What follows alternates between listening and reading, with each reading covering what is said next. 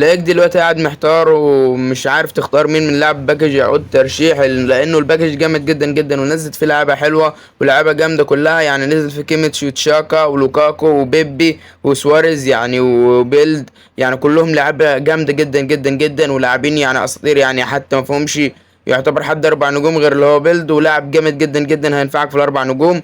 فمن غير لك كتير انا جاي النهارده اقول لك على افضل لاعب في باكج يعود الترشيح.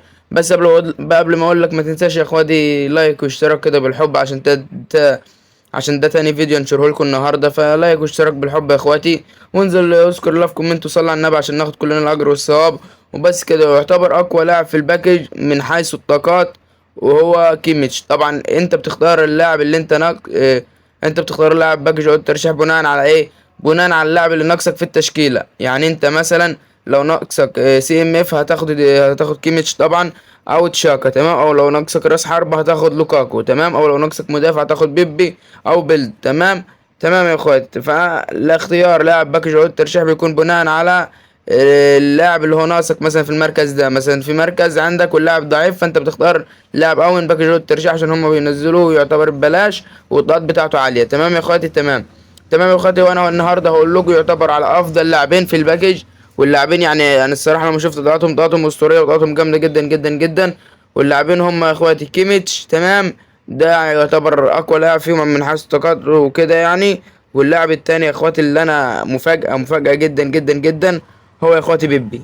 اقسم بالله اللاعب ضغطه الدفاعيه، يعني تعال نبص عليها قبل التطوير بس.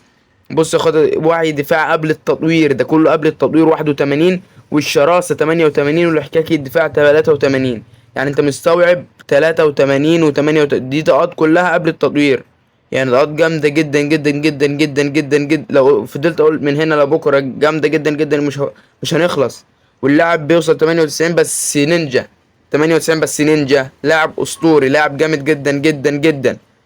فيا اخواتي الصراحه اللاعب اسطوره، وهو وبيلد برضو يعني يعتبر بيلد برضو طاقته مش احسن حاجه برضو ولا اوحش حاجه. الاحتكاك الدفاعي 83، ده كله قبل التطوير. يعني طاقته برضو حلوه، بيلعب في كذا مركز. يعني بيلعب في السي بي وبيلعب في الدي ام اف وبيلعب في ال بي تمام، وبيلعب في الار ام اف. يعني لاعب متكامل برضو هو التاني. فيا اخواتي بكده كنت قلت لك على اقوى لاعبين في الباكج. فما تنساش لو عجبك الفيديو ده اعمل لايك واشتراك عشان نستمر في نشر المحتوى. وبس كده، اشوفك الفيديو الجاي على خير يا صاحبي. سلام.